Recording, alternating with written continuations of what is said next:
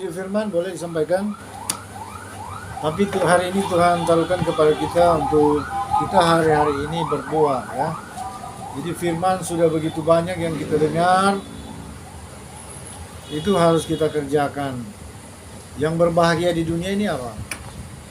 Siapa yang berbahagia? Ya, firman katakan siapa? Yaitu orang yang melakukan firman Tuhan. Berbahagialah dia yang mendengar firman Tuhan dan yang mau melakukannya ya. Jadi di dunia ini yang berbahagia itu yang paling pokok. Nah, firman itu apa? Ya, firman. Orang bilang, oh iya, perkataan Tuhan. Ya, benar, boleh juga. Tapi firman kalau yang paling akurat itu adalah sesuai firman itu sendiri, yaitu dalam Yohanes 17 ayat 17. Coba baca dulu.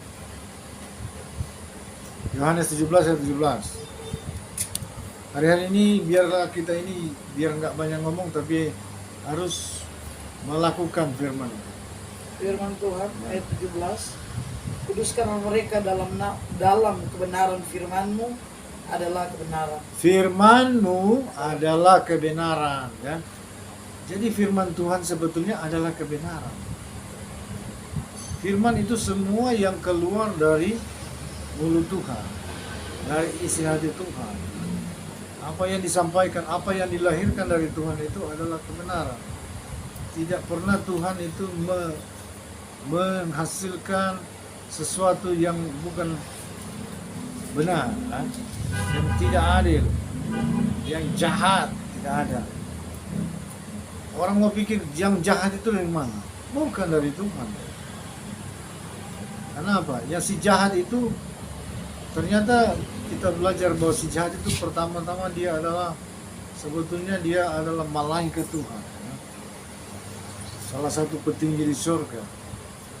Tapi karena ketika dia meluaskan kejahatan itu terjadi, ya, yang jahat di dalam dirinya itu dia luaskan, maka dia menjadi dengan sendirinya ya, menjadi jahat. Nah, ternyata iblis itu adalah dulunya malaikat tinggi di surga ya. Namun karena mungkin dia memang saking tingginya, saking terhormat, ini dia sudah mau disembah seperti Tuhan. Ya pasti yang tidak bisa diceritakan di sini bagaimana luas surga itu. Tapi yang jelas rupanya ini pribadi ini sudah sering disembah. Dia suka disembah sehingga dia banyak pengikut. Ya, para pakar Alkitab atau pakar kitab suci mengatakan bahwa sepertiga malaikat itu ikut dia. Dan ketika dia jatuh, semua jatuh juga menjadi terkutuk. Jadi Tuhan tidak pernah menghasilkan yang jahat. Yang jahat itu tercipta sendirinya karena dia luaskan kejahatan itu terjadi. Jadi di hatinya dia mulai timbul. Ya, rupanya ini banyak pakar masih bingung juga. Ini di sini apa sih, dari mana sih? Dosa itu dari mana? Kejahatan itu dari mana? Ternyata dari sini kejahatan itu ya, bahwa dia mulai luaskan, dia ingin disembah ya, seperti Tuhan. Itulah juga dosa Adam dan Hawa yang pertama, bahwa mereka ingin menjadi seperti Tuhan. Memang itu rupanya sudah jadi apa ya, jadi pembawaan juga manusia sejak awal, ingin dipuji apalagi disembah. Waduh, dia ingin jadi seperti Tuhan, mengetahui yang benar dan yang jahat, mengetahui yang baik dan yang jahat. Iblis bilang, kamu makan buah ini, kamu jadi seperti Tuhan, matamu akan tercelik. Jadi kasih dalam Tuhan itu asal usul si jahat ya. Nah, jadi kita tidak fokus pada si jahat, kita fokus saja kepada Bapa. Jadi Tuhan sudah tahu memang manusia itu sifatnya memang begitu, maka Tuhan juga membuka peluang ya, sesungguhnya kita di dalam Yeshua HaMashiach kita bisa menjadi menyerupai Tuhan. Mau pada kita ada kuasa, ada otoritas. Tuhan sebenarnya datang juga menjadi daging. Banyak orang masih ragu, katakan Yeshua ini Tuhan atau bukan, anak atau apakah dia anak benar-benaran. Tapi bagi saya tidak ragu. Yeshua HaMashiach adalah Yahweh yang menjadi daging. Ya. Karena Tuhan yang nyatakan sendiri, ya, langsung tanya ini bukan.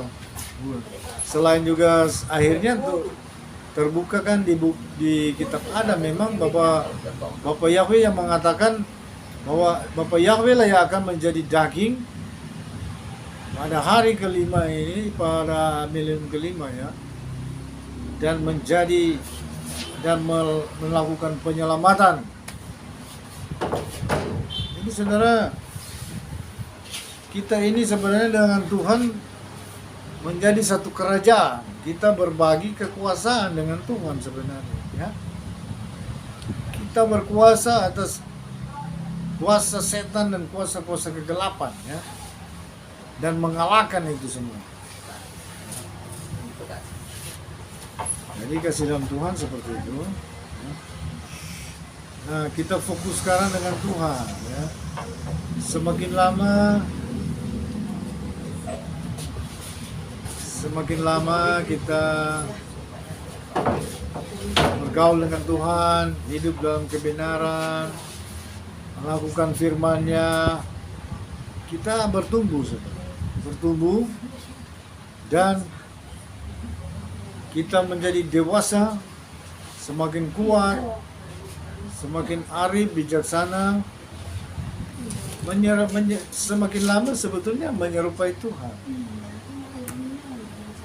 Nah, kasih dalam Tuhan, ada satu hal saya perlu ingatkan kepada kita, bahwa apa yang kita pikir diri kita, itulah kita, ya. Kalau kita berpikir kita ini hina, ya demikianlah kita, ya. Kalau kita jadi manusia itu terbuka semua kemungkinan. Kalau ada orang beranggapan kita ini bodoh, ya demikianlah kita. Ada firman Tuhan, saya juga masih tapi firman Tuhan kurang lebih berbunyi seperti ini. Sebagaimana orang memandang dirinya, berpikir tentang dirinya, demikianlah dia. Ya. Jadi gini saudara, kita memang di sisi lain kita ini harus tahu keterbatasan kita, tapi di sisi lain kita juga tidak terlalu memandang rendah diri kita, ya. Kita harus memiliki iman. Contohnya hamba Tuhan senior, ya, senior saya. Dan saya sudah lihat memang hidupnya. Nah, dia katanya dia rajin puasa, ya, memang orang yang sangat taat. Dan dia telah beriman bahwa dia tidak gemuk. Jadi beliau ini memang banyak makan, saudara. Lihat, makannya banyak. Tapi dia tidak pernah jadi gemuk. Karena dia percaya, dia bilang, saya beriman. Saya biar makan banyak, saya tetap kurus, tidak gemuk. Saya suka kurus, soalnya saya kalau gemuk saya kurang enak. Dia nggak enak katanya, nggak cocok. Jadi dia rasa kalau kurus dia ringan badannya, sehat, ya. Gitu. Dan memang sampai hari ini saya memang orangnya tidak pernah gemuk, tidak pernah gemuk. Dan saya akui itu iman, ya. Jadi saudara, lebih efektif sebenarnya dari segala olahraga dan diet itu apabila Anda punya iman, ya. Anda mau beriman bagaimana, ya, itulah yang akan terjadi. Amin. Halo, beriman, ya, sehingga tidak repot mau diet, sudah minum obat diet, akhirnya kena lambung, segala macam, ya. Banyak orang bahkan fatal, ya, fatal. Kelebihan obat diet atau gimana, lambungnya jadi korban, atau karena obat kan kimia juga, kena ginjal dan lain sebagainya, ya. Jadi kasih dalam Tuhan, iman, ya, sebagaimana engkau berpikir tentang diri Anda, itulah engkau, ya. Nah, saudara, kita harus percaya di dunia ini harus ada landasan. Segala sesuatu ada dasar, ya. Untuk melakukan sesuatu harus ada dasar. Dasarnya apa? Kita harus dasarkan hidup kita pada kebenaran. Amin. Kalau kita salah, biar kita berotot hebat banyak uang. Kalau kesalahan, ya apalagi kesalahan-kesalahan fatal, tidak bisa menolong. Orang salah melanggar hukum masuk penjara, ya itu benar. Ya. Biarlah menteri, biarlah pejabat mana, kalau dia melanggar hukum, apalagi terbukti korupsi, apalagi tertangkap tangan, kelarlah dia, ya. Tidak ada yang bisa menolong. Jadi kasih Tuhan, kalau salah. Jadi yang sebenarnya di dunia ini yang kuat itu yang orang benar. Orang benar ini yang tidak bertentangan dengan hukum, tidak bertentangan dengan aturan. Bahkan dia artinya sangat harmonis dengan hukum, ya. Dia berdiri di atas kebenaran, di atas keadilan, ya. Itulah hidup yang kuat. Di dunia ini bukan siapa yang paling berotot, bukan siapa yang paling cepat, bukan juga siapa yang paling cerdik yang akan bahagia. Yang berbahagia adalah orang yang mendengar firman dan yang melakukan firman itu. Semakin lama kita melakukan firman, semakin matang, semakin kuat, semakin kokoh, otomatis akan muncul di dalam diri kita yang namanya power atau kuasa dan otoritas, ya. Otoritas itu bedakan, ya. Otoritas dan kekuatan itu berbeda, dan kuasa itu berbeda. Otoritas misalnya bikin aturan, ini aturan daerah. Yang melaksanakan adalah pemerintah, menjalankan, dia mengeluarkan perintah, tak. Itu kuasa. Kemudian kekuatan itu adalah dia penegak, ngomong praja, kepolisian menegakkan aturan itu. Ya, dengan kekuatan mereka menegakkan aturan, ya. Jadi itu Tuhan kasih itu anak-anak Tuhan ada otoritas. Coba lihat kalau hamba Tuhan yang diurapi atau anak-anak Tuhan yang ada pemakaian Tuhan hebat, sudah bertumbuh di dalam kebenaran, mereka mengusir setan. Enggak usah teriak-teriak, dia cuma bilang, setan keluar. Dalam nama Yesus, dalam nama Yesus, dalam nama Yahweh, dalam nama Yesua. Memang setan banyak kali langsung lari terbirit-birit, ya. Bahkan teriak-teriak. Nah, itu kasih Tuhan bahwa kita bertumbuhlah dan kita menjadi anak-anak Elohim, ya. Kita menjadi anak-anak Elohim. Coba baca Yohanes 1 ayat 12. Bacakan. Ya, Injil Yohanes 1 ayatnya yang ke-12. Ya. Tetapi semua orang yang menerimanya diberi kuasa supaya menjadi anak-anak Elohim, yaitu mereka yang percaya dalam namanya. Menjadi anak-anak Elohim. Jadi anak Elohim itu bukan cuma sekedar nama. Anak Elohim itu harus membuktikan dia ada otoritas dan kuasa, ya, mengusir setan, mendoakan orang sembuhan, jadi apa yang dia doakan terjadi, ya. Memang kadang-kadang dalam proses tidak langsung semerta-merta anak Tuhan itu punya kuasa dan otoritas seperti itu. Banyak kali Tuhan proses setiap orang seturut dengan keadaannya, seturut dengan keimannya, ya. Misalnya ada orang belajar menyembuhkan orang, tidak langsung dia berdoa langsung sembuh. Berarti dia harus belajar sungguh-sungguh menyerah, sungguh percaya, sungguh yakin, kemudian bahwa hidupnya tidak bercela. Banyak juga anak Tuhan seringkali tidak maju karena banyak celah, banyak pelanggarannya, ya. orang melanggar firman itu dia efek, dia akan terganggu damai sejahtera. Orang kalau dia benar, maka dimanapun dia berada dia tetap damai sejahtera. Amin. Oh? Di dalam berapa itu? Yesaya 30 ayat berapa itu? 17. Yesaya 30 ayat 17. Siapa? Di mana ada kebenaran, di situ akan tumbuh damai sejahtera. Coba. Amsal 16 ayat 32.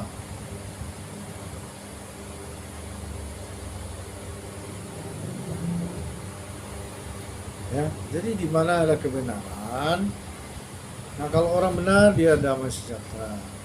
Kalau ada kesalahan, semakin banyak kesalahannya itu, semakin dia nggak damai.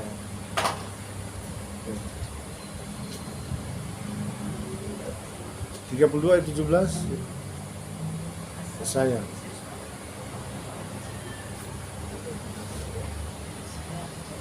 Sejahtera. Coba baca ulang. Di mana ada kebenaran, di situ akan tumbuh damai sejahtera, dan akibat kebenaran ialah ketenangan, ketenteraman untuk selama-lamanya. Nah itu sebenarnya. Jadi itu kasih Tuhan, kita posisikan diri selalu benar, ya. Berkatanya benar, pikiran kita benar. Seringkali orang bukan perkataannya salah, bukan juga tindakannya salah, tapi pikirannya salah. Atau sikap rohnya, sikap imannya salah. Ya misalnya orang sudah bersungut-sungut, semua salah aja itu. Sudah pikiran negatif, udah salah-salah itu. Ya. Kita harus selalu posisikan diri memandang terang, ya. Saudara, ada satu patokan ya pada kita, gampang sekali tapi butuh ketekunan yang luar biasa, bahwa kita harus memandang Tuhan terus. Kalau orang melihat orang, ya, orang fokus pada orang itu, setiap hari bergaul dengan orang itu lama-lama transfer itu kelakuan, dia punya cara bicara, apapun mulai transfer. Sampai dia bicara, kalau dia tukang memake, bisa jangkit loh, terjangkit. Jadi saudara, Anda mau bergaul dengan siapa itu menentukan loh. Firman berkata, kelakuan yang baik dirusak oleh pergaulan yang buruk. Emang salah bergaul bikin cilaka orang. Bergaul dengan orang narkoba lama-lama jadi kecanduan karena ada orang suruh. Sama nentoran dulu. Jadi dapat dia bye-bye toh. Oh iya. Mari pakai dulu setengah gram. Kalau nyana terima, orang bilang, karena nyana hormat ke orang ini dia. Jadi setengah gram dulu. Lama-lama sedikit-sedikit jadi banyak. Akhirnya pulang sepoyongan. Kemudian ribut lagi. Ya, orang kalau sudah mabuk, waduh, masalah itu gampang terjadi. Ya. Nah ini salah pergaulan. Jadi kalau kita bergaul sebenarnya, biarpun kita di mana saja berada, kita lebih baik fokus bergaul dengan Tuhan. Ya, kalau orang memandang Tuhan, orang memandang terang, kira-kira apa? Tidak ada kegelapan, ya kan? Anak coba lihat, anak. Sekarang supaya orang ini aman, pandang Tuhan terus, ya. Pertama mungkin susah ya. Kita dulu praktek untuk hubungan dengan Tuhan memang lama juga sih. Dulu kita suka meditasi itu, belajar diam-diam, belajar bela diri, supaya tawakalai. Tapi lama-lama bertobat, jadi waktu itu kurang dengan Tuhan, jadi meditasi. Pulang sekolah, makan, mulai berhubungan dengan Tuhan ya. Dulu banyak pelajaran, akhirnya pelajaran jahat itu sebakar habisannya. Tinggal Alkitab. Jadi berhubungan dengan Tuhan, meditasi, membangun hubungan. Ya. Itu berbulan-bulan bahkan bertahun-tahun. Padahal dulu tukang mapuntar, akhirnya so jarang. Orang jaga bilang, dulu orang-orang panggil kan nama saya Palak. Jadi orang bilang baku serani ya. Bikin nama-nama alias. Jadi ada yang buaya, ada yang sapi, ada yang pokoknya ini Palak. Dia bilang Palak, ini sudah jaka keluar ya, sudah bergaul. Aduh, sibuk lain saya sempat tobat. Biar sedikit-sedikit pelan-pelan. Memang kadang-kadang pertobatan itu masih terbawa ya, tapi yang penting berusaha. Jadi akhirnya, nah itu akhirnya sudah terbiasa ya, bahwa orang sudah ada waktu-waktu kadang-kadang sudah masuk doa berhubungan dengan Tuhan lah. Jadi seperti ada ketergantungan. Sebetulnya itu Daud itu satu hari 5 kali dia 7 kali malah dia 7 kali dia masuk doa. Berarti pagi buta dia berdoa, jam 9 dia berdoa, jam 12 dia berdoa 3 kali, sore dia masuk doa lagi ya. Malam berdoa, tengah malam berdoa lagi 7 kali. Orang kalau dia sudah ketergantungan itu bagus lah itu. Yang penting di hal positif. Jadi saudara, untuk supaya hidup ini tidak kecewa, Anda memandang Tuhan ya. Tuhan itu. Pokoknya bagaimana upaya diri kita ini kan yang berhubungan kan roh dengan roh. Roh dengan roh kan. Jadi pokoknya Anda fokus saja hati Anda mencari Tuhan. Ya. Jangan Anda berhubungan dengan terlalu banyak dengan manusia. Ya bolehlah manusia ada waktunya, tetapi jangan lupa juga dengan Tuhan, ada berhubungan. Ada koneksi ya, terjadi. Nah kalau kita satukan diri kita dengan pikiran Tuhan, otomatis kita akan jadi sangat bijaksana dan sangat luas pikiran kita itu ya. Tidak picik. Apalagi kita memandang kemuliaan Tuhan ya. Itu luar biasa ya. Contohnya Anda lihat terang ya. Anda lihat terang, Anda tidak akan lihat kegelapan. Amin. Amin. Apalagi Anda lagi memandang matahari. Tapi jangan coba kalau tengah hari. Matahari pagi bolehlah yang baru terbit, Anda coba lihat. Anda fokus di matahari itu, Anda tidak akan melihat kegelapan. Matahari, tapi jangan lama-lama bahaya. Matahari luar biasa. Tapi ada di firman bahwa memandang matahari juga baik ya. Dengan demikian kita melihat, mengagumi itu energi dari ciptaan Tuhan itu dahsyat sekali ya.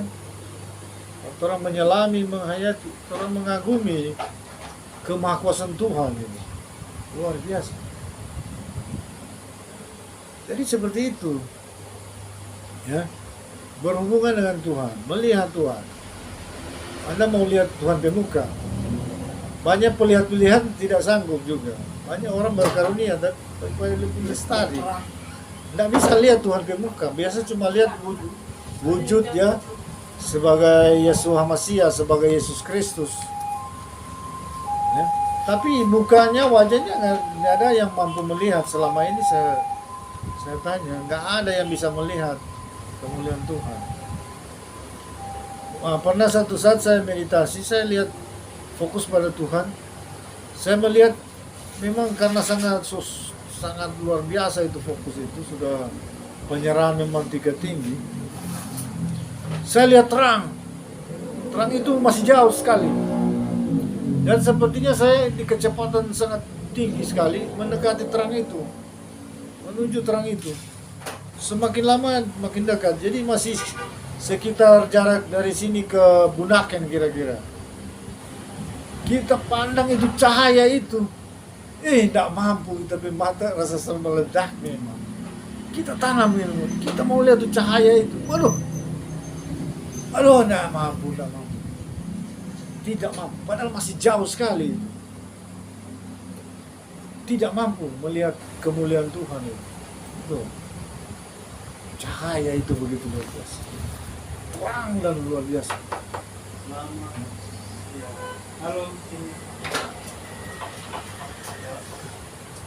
Ya, jadi begitu kasih Tuhan, fokus Tuhan, hati kita, pikiran kita, perasaan kita, ya. Bolehlah bergaul sama manusia kita. Tapi ingat, waktu-waktu doa, masuk doa, ya. Masuk doa. Minimal 1 hari 3 kali harus. Jadi pagi hari sebelum aktivitas, tinggal masa waktu-waktu yang cocok. Kalau saya banyak tengah malam. Tengah malam saya berhubungan. Kemudian siang tengah hari tua juga bagus, saudara. Habis makan, makan jangan terlalu banyak, nanti ngantuk. Berhubungan dengan Tuhan, ya. Sore lagi, saudara, jangan berhubungan Tuhan dengan Tuhan lagi capek, mesti fit. Kalau capek langsung jatuh tertidur, ya. Tapi harus fit, ya, cukup fit. Nah itu sehingga hidup ini aman, ya. Kita memandang dunia ini menurut kacamata Tuhan, ya. Tidak melihat dunia ini menurut ukuran kita. Itu sangat luar biasa, ya. Jadi kasih dalam Tuhan ini intinya bahwa semua ajaran kerohanian, terutama ajaran Kristiani, ajaran Injili, ya, itu berpusat kepada hubungan dengan Tuhan, ya. Apabila kita bisa berhubungan dengan intim dan karib dengan Tuhan, itu sudah berhasil, ya. Sebagai anak-anak Yahweh Elohim kita berhasil, ya. Kita akan mulai bergaul dengan kekuatan Tuhan itu sebenarnya. Kuasa, otoritas, ya. Apalagi kita memahami karya pekerjaannya di dunia ini. Penciptaan dan seterusnya, ya. Bagaimana dia menjadikan langit dan bumi dan segala isinya. Bayangkan alam semesta, laut, tumbuhan, hewan-hewan, manusia. Itu luar biasa, ya. Artinya bergaul dengan Tuhan itu. Nah, orang bergaul dengan Tuhan otomatis kalau dia bergaul dengan yang ada urapan kuasa, dia akan juga transfer atau ketularan, ya. Nah itu saudara, itu di situ intinya, ya. Intinya bahwa saudara bergaul dengan Tuhan, berhubungan, ya, dan lakukanlah perintah-perintahnya.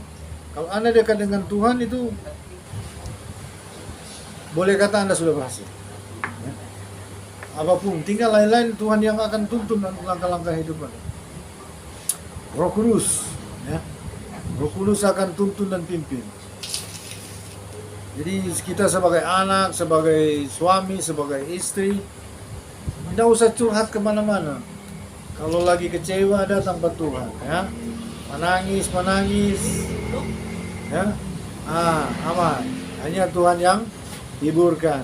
Jangan curhat pada tetangga. Bukan tetambah kelar itu masalah, lebih runyam. Lebih kacau ada, lebih rusak. Jadi kalau ada apa-apa, lari ke Tuhan, ya. Mau kecewa, lari ke Tuhan. Berhubungan dengan Dia terus. Oke? Jadi ini sangat indah saudara, dan itu sudah mencakup keseluruhan. Kalau Anda dekat dengan Tuhan, Tuhan akan ajari Anda apapun. Apapun Dia bukakan, Dia ajari, ya. Anda mau jadi misalnya bisnismen. Kalau Anda bergaul dengan Tuhan yang punya pemikiran brilian, Anda juga pasti berhasil. Kalau Anda sebagai pengacara, Anda dekat dengan Tuhan, pasti Anda jadi pengacara hebat. Anda jadi pejabat, Anda dekat dengan Tuhan, Anda jadi pejabat luar biasa, Tuhan akan orbit terus. Jadi kasih dalam Tuhan gampang sebetulnya. Jadi hidup ini gampang-gampang susah. Mau bilang susah, gampang juga sih. Mau bilang gampang, susah juga hidup ini. Jangan terlalu khawatir. Jangan juga terlalu, dia bilang berlebihan, ceroboh, boros. Ya. Jadi semua pas ya. Tidak terlalu ke kiri, tidak terlalu ke kanan. Jadi semuanya, jadi seperti Kolose 2, Kolose 3 ayat 17 dan 23. Jadi apapun yang kita lakukan dengan perkataan dan perbuatan, lakukanlah dengan sungguh-sungguh untuk Tuhan. Ya. Jadi itu saudara, Anda mau lakukan apapun itu, cuci piring, apa, kalau lakukan untuk Tuhan, silakan, itu berharga loh. Anda masak, Anda melakukan sesuatu, mendidik anak, berbicara, ya kita lakukan ini untuk Tuhan. Amin. Jadi itu saudara.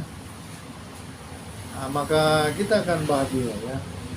Biar suami marah, prek, cuma masuk kamar berdoa, Tuhan, jamah dia Tuhan, roh marah, singkirkan. Oh langsung. Orang kalau orang tengking dia roh marah misalnya, betul ini.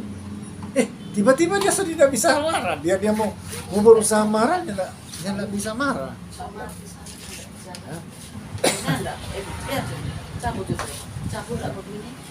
Kita pasang dah bukunya, tidak usah. Jadi itu. Karena orang dengan Tuhan itu aman-aman saja dia ya. Kalau dia kecewa, menangis pada Tuhan, nanti Tuhan usap itu air mata, sahabat dan bela ya. Jadi saudara, inilah hidup kita. Jadilah kita seperti sebagaimana anak-anak Elohim, anak-anak Tuhan ya. Jangan memandang hidup ini negatif ya. Kalau memang memandang negatif, manusia ini memang hina, betul juga. Dari ujung kepala sampai kaki kok memang Yusuf Roni yang bilang ini. Dia bilang di kepala aja ada ketombe, kotoran. Sampai di mata, kotoran mata. Semua. Tapi itu orang yang boleh memandang hidup ini hina. Ciptaan Tuhan itu adalah mulia ya. Orang memandang hidup ini mulia ya. Orang memandang diri kita ini mulia, sehingga kita disayangi orang, disayangi suami, istri ya.